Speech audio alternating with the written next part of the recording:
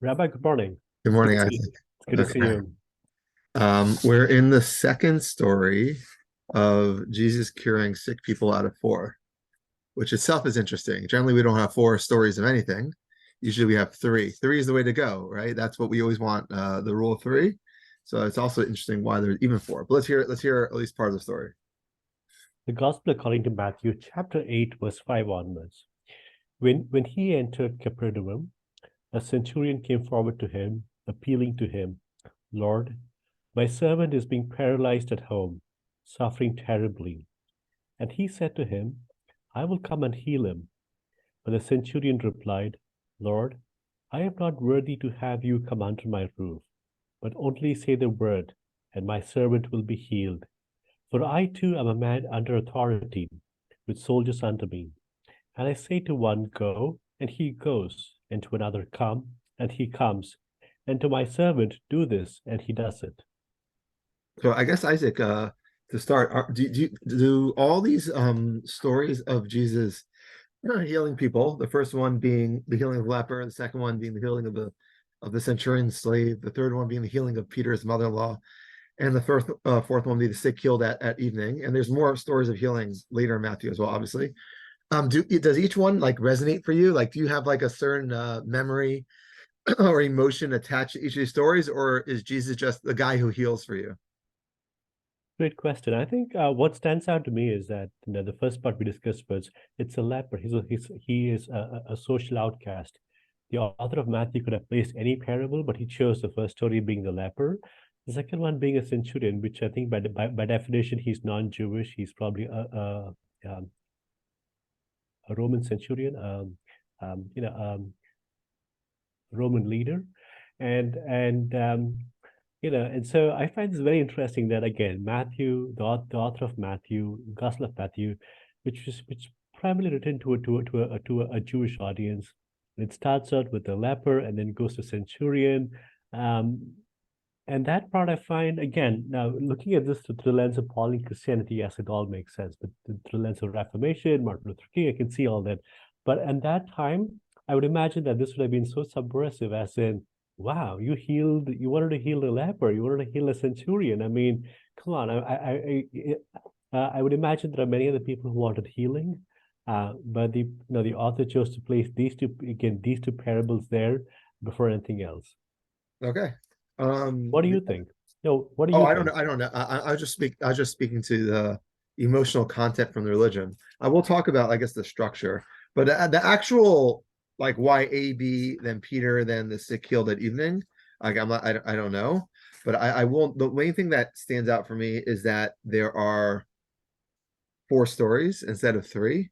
I generally think whenever a narrator wants to make an impression, he or she will always make sure to have three stories, not four.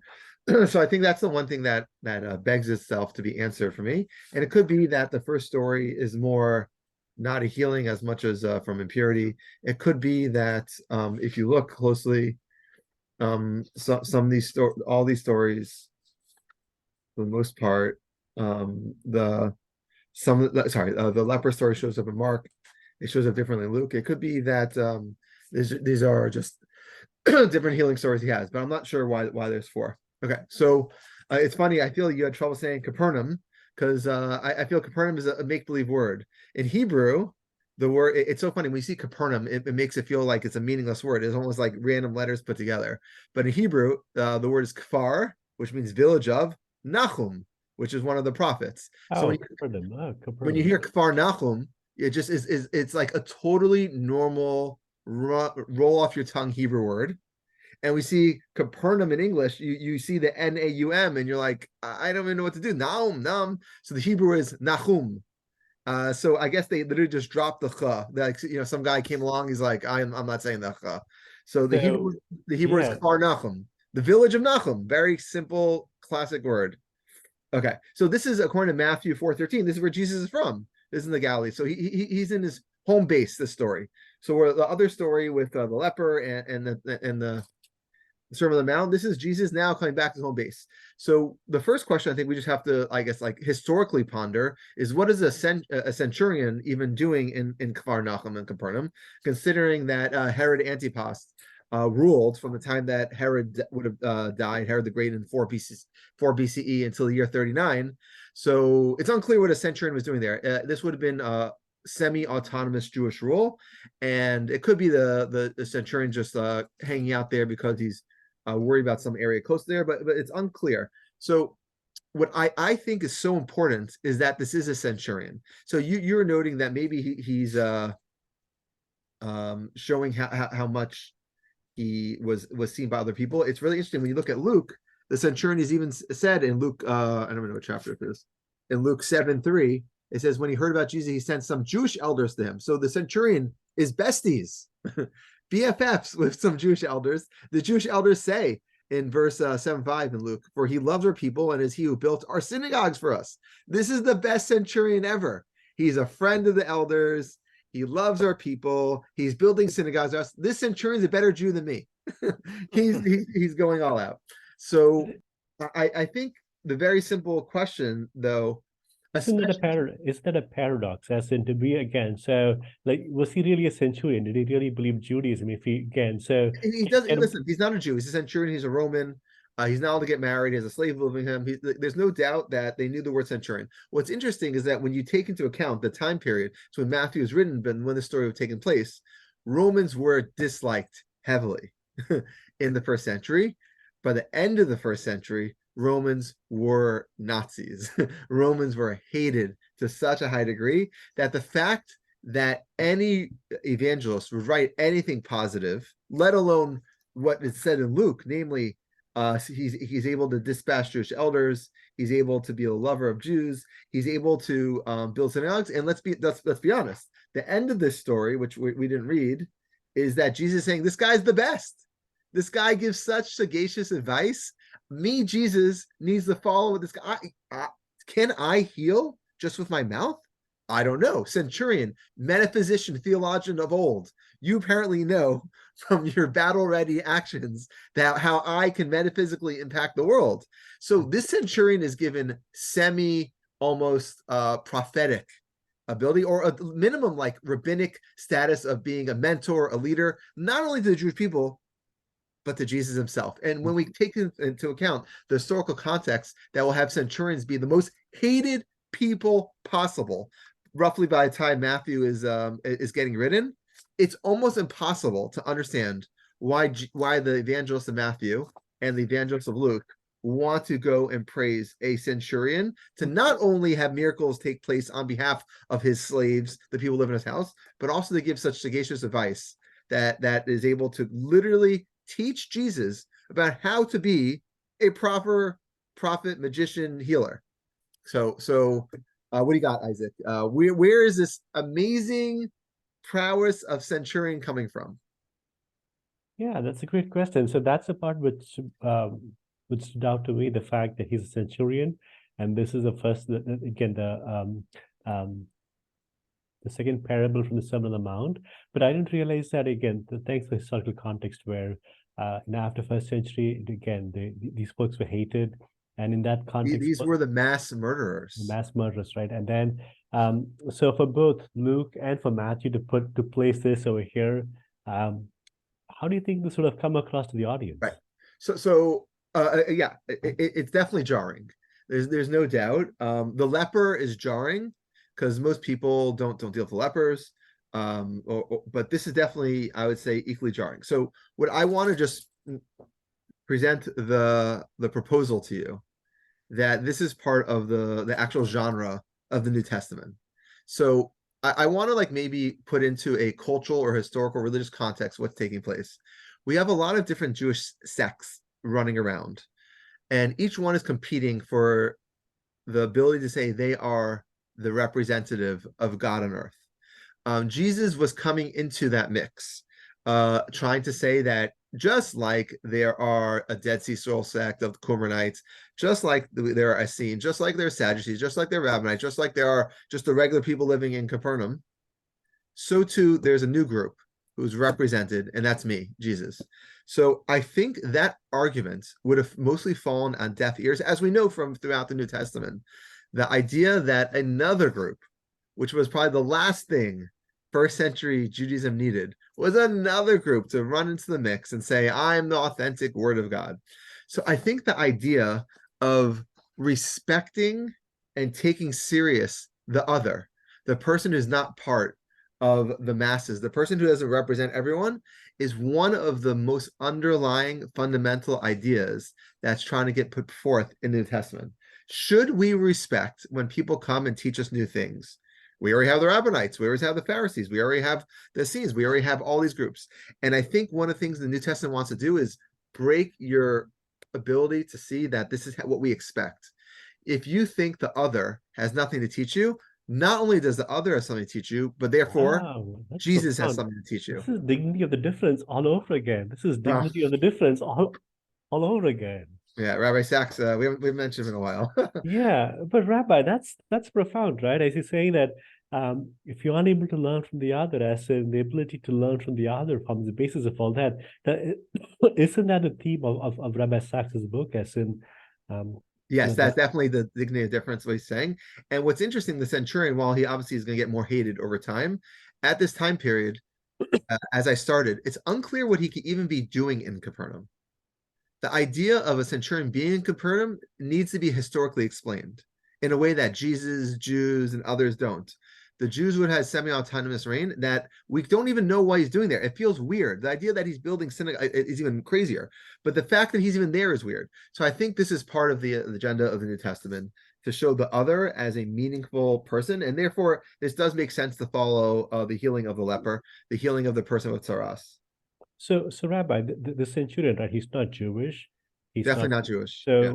So what's his religion? He's a Roman. So like, Yeah, the Roman religion, they have to worship Roman the emperor. religion, which then would have been like so foreign, right? This guy Well, who we've always had people, there's always idea of people donating synagogues and, righteous Gentiles. Yeah, but this definitely stands out as a unique situation. Okay. On top of this, our second topic of the day is this idea of healing. I mentioned to you already the theological question about, is it good to heal sick people? So on the one hand, as a secular atheist, you'd be like, the only thing you should ever try to do is heal sick people. But I always find the question a little funny, but religious folk definitely have wondered if it's a good idea to heal sick people because A, God gives you the sickness, B, God wants you to repent in order to kind of get out of the sickness. What I'd like to do is maybe compare what Jesus is doing to some other examples. The most famous example, I think, of healing sick or disastrously injured people is, the Bible has a bunch of examples earlier. We have the story of Eliyahu, where he's able to heal not a sick boy, but a dead boy. He goes into the house of the people he's been feeding, and he is able to put his face to the boy's face and able to heal him. So I don't know if you want to call resurrection healing, but I would definitely put it in the same genre as the magic worker who is able to go and take care of that. So it says, for example, when Elisha came into the house, there was a child lying dead on his bed. So he went in and shut the door after them and prayed to God. He also went up and lay upon the child, put his mouth to mouth, eyes, hands to hand. As he lay upon him, the flesh of the child became warm. They turned and walked backward and forward in the house, and again went and lay upon him. The child sneezed 7 times, etc., etc. The Shunammite woman is happy. So we have this genre of prophets being able to heal resurrected people. And obviously resurrection is a very key theme that we see throughout the Bible. But over here, I think it's a little bit different.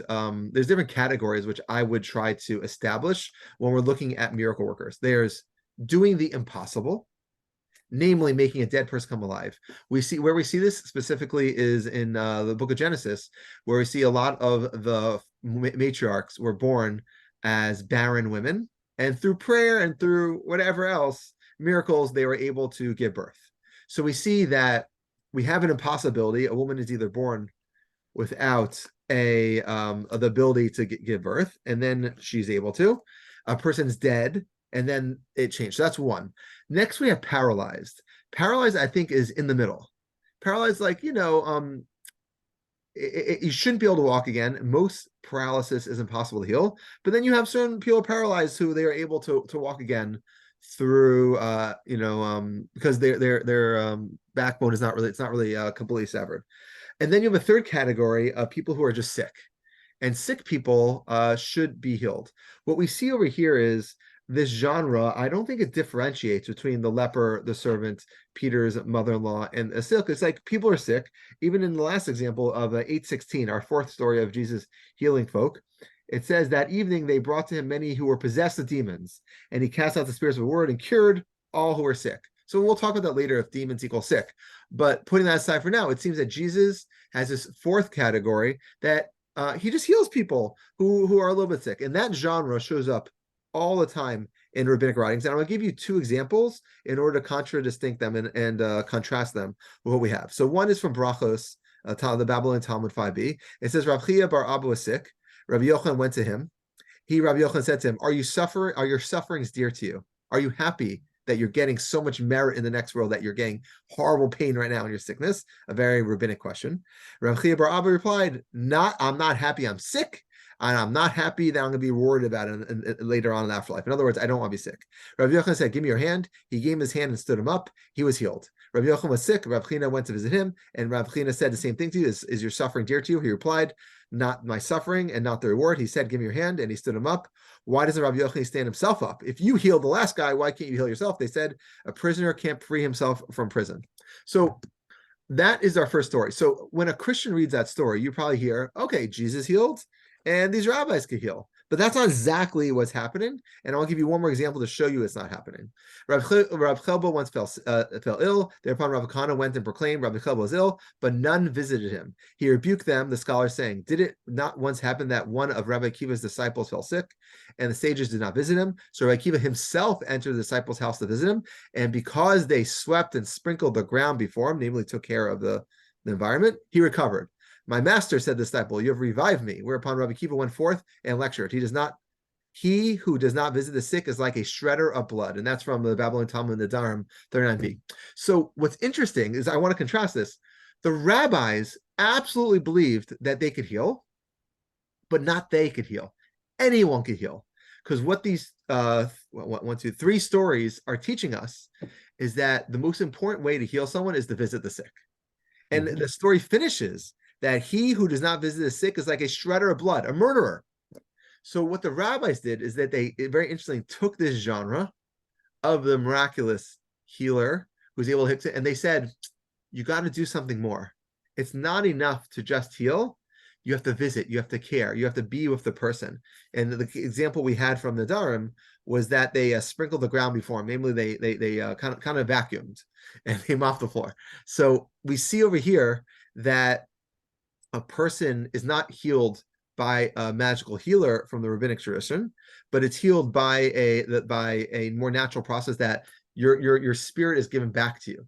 But on top of that, we also see one more. I just want to give you one more example, that the rabbis didn't necessarily believe that anyone could heal. They believed that the idea of healing was not, there was no such thing as a magic worker, but a magic worker was only one who specifically had a lot of background in Torah and mitzvahs, commandments. So a person who had a special background. So what we see over here in these stories is at least the first, second, and third story, Jesus is visiting the person. So you get that parallel where it looks like he's just magically healing the person. But in the story, it's the fact that he's there. In the second story, it doesn't even look like he appears. So you get rid of the genre of visiting the sick and you just get the magic worker.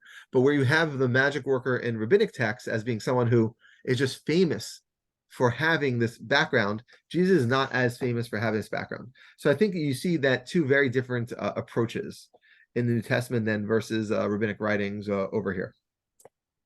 That's our second point I want to bring out. And our third point is just really interesting.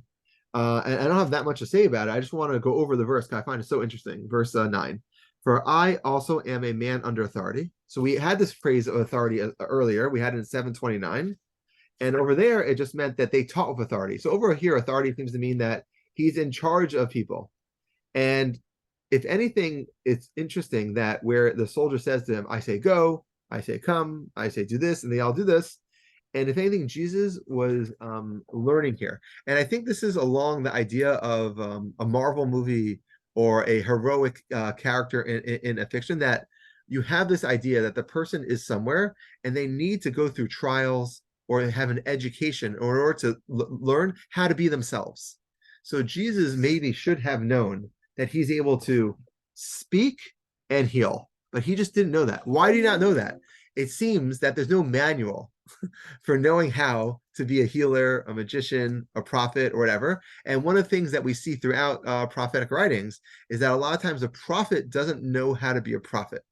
And I think you have this genre here, which we were talking about why the Centurion would be the other, but where you have this almost master, this accidental master in the case of Centurion, and he teaches the would-be miracle giver how to be the best miracle giver possible.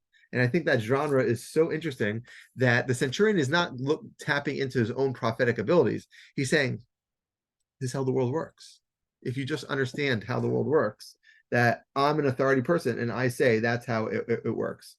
And Jesus heard this and he's amazed, and he heals the guy. He just says to the centurion in later 13, go, let it be done for you according to your faith. And the servant was healed later on. So notice he just spoke. So this is meant to be, I think, further in the development, where the last story we had that was healing the leper. He stretched out his hand, he touched him, he said you still have to bring the gifts. He said there's all these legalisms to it. Over here it's almost a minimization of miracle working and just kind of getting it done. Wonderful, thank you. Yeah, I didn't. Thanks for that distinction where, to your point, a miracle worker, they have all this context, or they knew Torah well, but in this case, the century is just saying, this is just how the world works, and he could say a few things and things can happen, and he's saying in that Jesus, this was a form of education for Jesus, as in this is how the world works. That's so. What makes you think he needed that education? He says so over here, right? He says when Jesus heard him, he was amazed and said to his followers, "No one." Oh, so you moved on to verse 10. Oh, it's No, I'm not. I'm not going to verse 10. He's saying he okay. just. So okay, you moved on to verse. So I think if you count the whole verse, then yes. So I was looking at only verses Oh, 5 to 9. Okay. yeah. Yeah. So it seems that that Jesus just didn't know this. Again, like, well, yeah, that's how I would interpret this. That Jesus is a learning process about how to be the person that Matthew wants him to be. But I think that fits with the broader theme you mentioned earlier, where um, one reason why this parable was placed here was that we can learn from the other, no matter who they are, how different they are. And I even now I can't imagine emotionally what this would have felt like to have this parable placed there. And for the Jewish audience, look at this is like looking at Hitler and saying, "Wow, look at Hitler. He does all this," and someone within Hitler's group that they do all this, and that would just be just emotionally and psychologically just overwhelming. Now again, at this 2000 years apart, I'm so far removed from all this. Well, that's very profound. As in, you know, Right, and I think like even when you try to date Matthew, we generally don't talk about when each gospel is written, but generally people would probably date Mark at 70 and Matthew at 85. So this is an immediate aftermath of one of the great Jewish genocides of time and history. So the fact that this would have been written roughly the year 85 shows that they were okay with speaking positively about centurions, even when it doesn't really make historical sense, being that like why a centurion would be there in that time period.